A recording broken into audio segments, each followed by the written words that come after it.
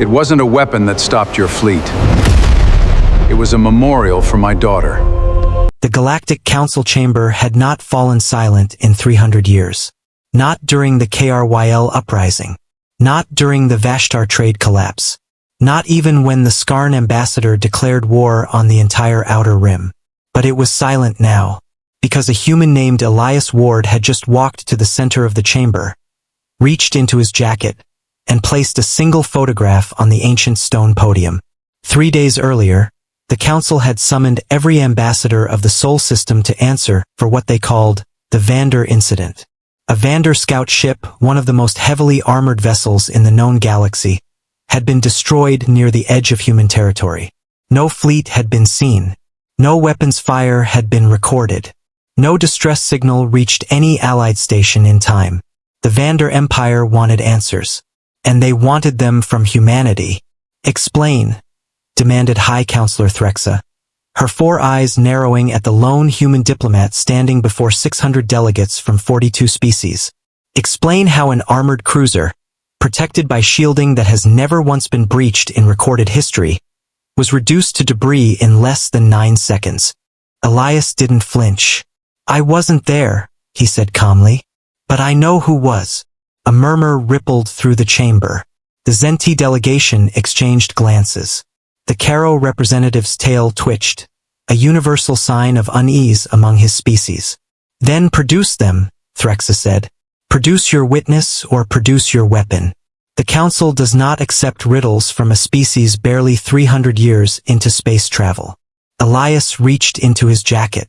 The room tensed. Security drones along the chamber walls shifted, weapons priming. A soft mechanical hum that every species in the room recognized as do not move wrong.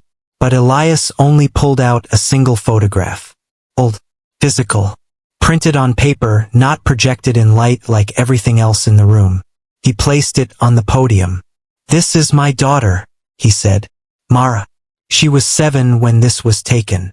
Counselor Threxa stared at the image. A small human child laughing on a beach, sunlight caught in her hair, water splashing around her ankles. This is irrelevant, Threxa said slowly, though something in her voice had changed.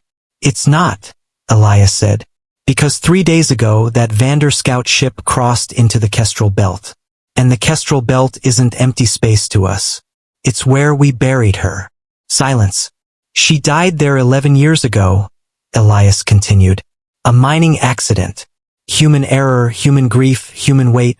The kind your historians don't have a word for because your species doesn't bury its children in open space and call it home. He looked up, meeting Threx's eyes. We didn't destroy your scout ship with a weapon, Counselor. We destroyed it with permission.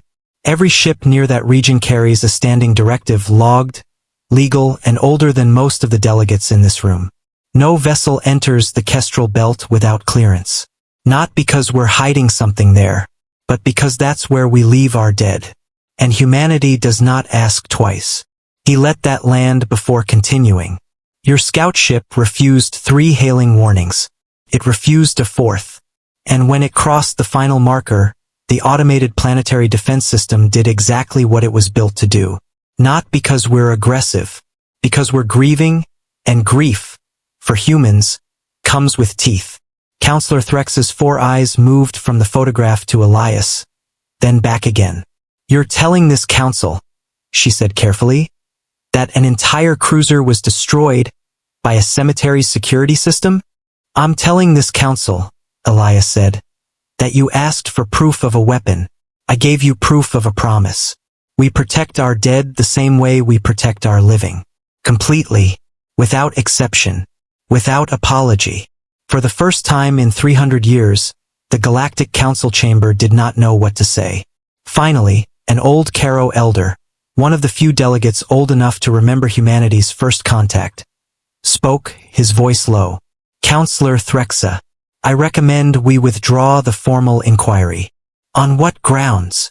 Threxa asked. The elder looked at the photograph still resting on the podium. At the little girl laughing on a beach 11 years and 1 death ago. On the grounds, he said, that we just learned something about this species that no report ever told us. They don't need fleets to be dangerous. They only need a reason to care. Elias picked up the photograph, folded it gently, and slid it back into his jacket. The same pocket, the same place over his heart. He didn't wait for the council's verdict. He simply turned and walked out, past 600 delegates who, for the first time in galactic history, understood something humanity had known all along.